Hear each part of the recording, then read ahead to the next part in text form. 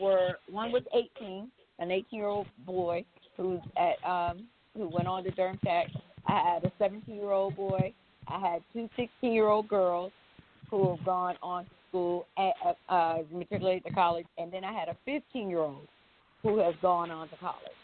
So I had 5 students graduate. Some of them, the one who was 15 had been with me for 3 years, I think.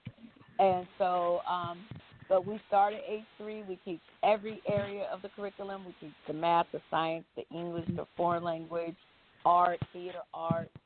I'm trying to think, what else do we do? We have physical education, and we do a Rite the Passage program every second Friday, maybe every third Friday.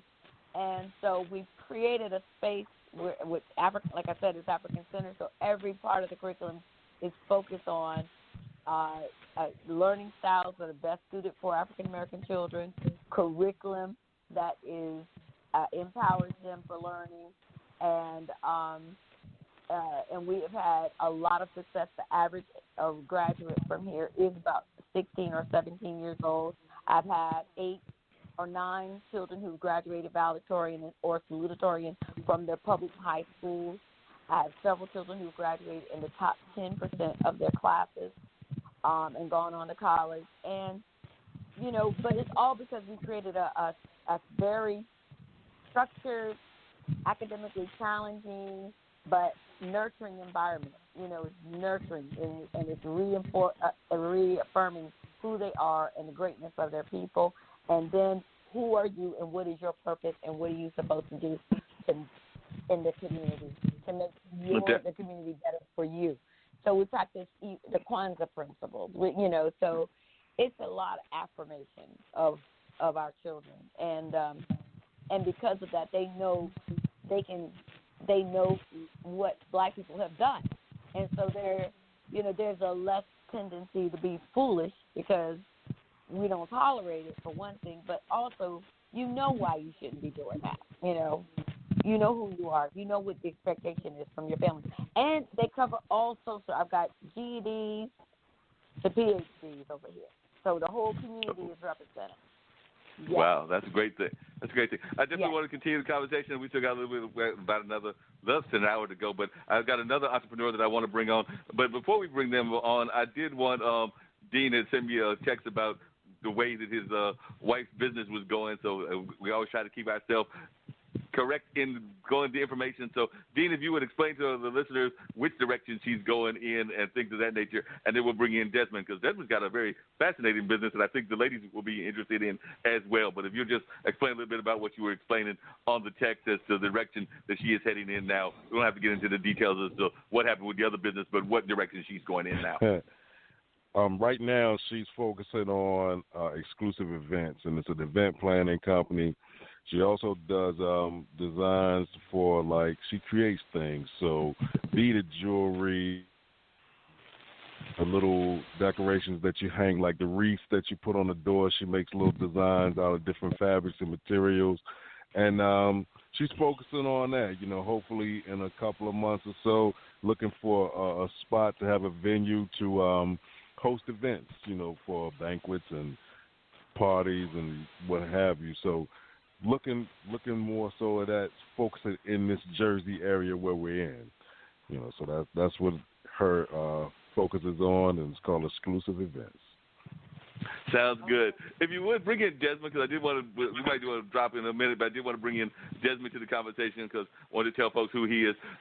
Desmond, glad that you were able to call in and everything. I know there was a little bit of confusion, and I apologize for that in terms of the timing and things of that nature, but I am glad that you're able to join the conversation. We've got Dr. Daphne Davis, who's the founder of Sya Academy, which is a school here in Durham that centers on African-focused kind of education and things of that nature. And then we've got Nadia, who runs African Americans Are Beautiful, which is basically, I guess you would consider it like a fashion line, but it's the fact of us being proud people and things of that nature. Desmond, I was really interested when I found out about your business, because you have found out that, a lot of times people will be out and about doing business, and they need to charge their battery or their phone, and we're not always convenient to do that. So you came up with a portable charger effort. So if you tell people a little bit about that, because like I said, you did both Riot and Innovate Durham. I think you did both of those, which are kind of like some business opportunities that people that are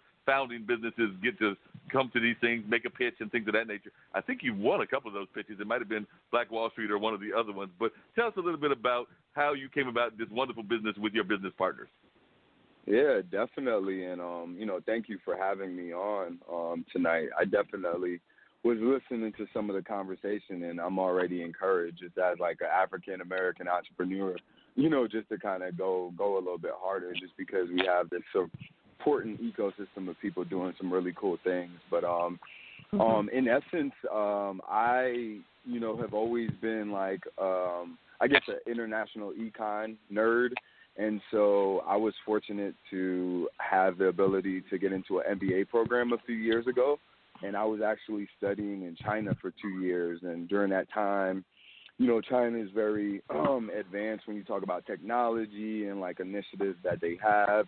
So I really just immersed myself in the culture, built a lot of what they call is guanxi, and just like within your network. And so saw some different, just kind of advanced technology concepts that really worked, whether it be like artificial intelligence. For us, it was the sharing economy. And in essence, it came from just really being is the end user, as far as like, again, being out and about, being in convene. You think about how important your cell phone is. It's what connects you to, the people that matter most, things that matter most, work. For some of us, social media, just whatever it is. And when you have that disconnection, there's this feeling, it's called low battery anxiety, right? It's like, oh man, like what am I going to do? What if somebody texts me? So what if, my wife calls me? What if I'm not able to send this email? What if it's late at night and I can't call this Uber or whatever the case? So in essence, we were tired of fighting that fight and really wanted to challenge the narrative of, being portable and being able to move around while charging our phones.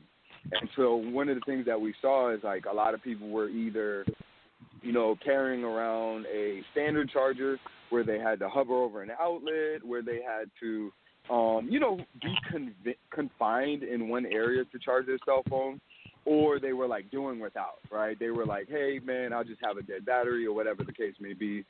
So what we pretty much, kind of came up with was an on-demand rental platform for portable batteries. And the way it works is we have kiosk machines that are in your, event centers, so your convention centers, arenas, stadiums, and then we even have a model that we place into bars and restaurants. And the way it works is individuals download our application, and then they're able to find the kiosk machines in a particular city. So if it's downtown Charlotte, if it's downtown Durham, whatever the case, you'll be able to find the kiosk machine, walk to that location, scan a QR code. You'd, of course, create an account just like you would like an Uber account or like an Airbnb or something like that. And it's similar to the Bird scooter concept that you may see in particular cities. I think they have that in Durham, and a lot of all these, these buzzing cities around the nation. And the concept is that you can pretty much pay to rent a portable battery to charge your cell phone, and these batteries are compatible with iPhone, Android, literally any cell phone on the market right now. You plug up your phone, and then now you have autonomy to keep it as long as you want, right? And so you can stay in that location, you can stay in that venue, or you can go to the next venue, right? If you were going from one bar to another, you could do that. If you were going from one convention center side to the next convention center side, you could do that. And then once you're finished, you use the application again, find a kiosk machine, and just return the battery. So that's kind of the concept of battery exchange and what we've come up with over the last year and a half. And it's been phenomenal. We've had a couple thousand users, and now we're actually going into the convention center space. So we're actually going to be seeing more usage, which is really, really good. Wow. And what made you decide to become an entrepreneur? Was it something that you were already into? Was your family entrepreneurs, or is this something that you kind of like saw the need for? Because I know when I was reading about it, you had one of the stories I read, I believe, was that you had like an incident yourself where you were kind of like in a jam and didn't see what you needed, so that's when you figured that you needed to create this platform. Yeah. So I'm like third generation entrepreneur, right? So like my grandma, my grandpa were like entrepreneurs, not by choice, right? They had to like figure it out. My granddad had got laid off from his job that he was at for a lot of years, so he figured out a concept on providing a solution for the community, which in essence would provide, value and like capital for his family as well. And my dad was an entrepreneur, so I think I've always had the exposure to entrepreneurship, and I always liked the mentality of, building something that could in essence impact the lives of so many people. And it just depends what it doesn't matter what it is, but it's going to impact individuals and finding a solution for that. And so I think with that exposure, I always yearned entrepreneurship. Like even growing up, I always, dabbled into just different companies. Even when I was working, like right out of undergrad, I graduated from State. I started working in corporate, but I always had that longing of like, man, this is not my true calling. I feel like there was more that I wanted to give as far as to the world. There's more that I wanted to give of myself. And so, I kind of took that chance and, went out to China and, said I was going to figure it out. But it wasn't until, and just going back to the story that you're talking about, it was myself and my co-founder. We were actually out one evening with our friends, and, our friends, we were out all day, and, my co-founder, his cell phone was dead. Mine was at 5%. We didn't have a charger on us, and, our friends wanted to, like, go to another location, and we were just like, you know what, we can't, because, like, our cell phone is either dead or, like, dying, and, like, I don't want to be, I don't want that feeling, like, on me, like, all night. And so, like, we just continue to challenge that narrative of, like, why isn't there a solution for us to kind of move around? And we saw some things that worked in the space, even, like, in, like, competitors and stuff like that.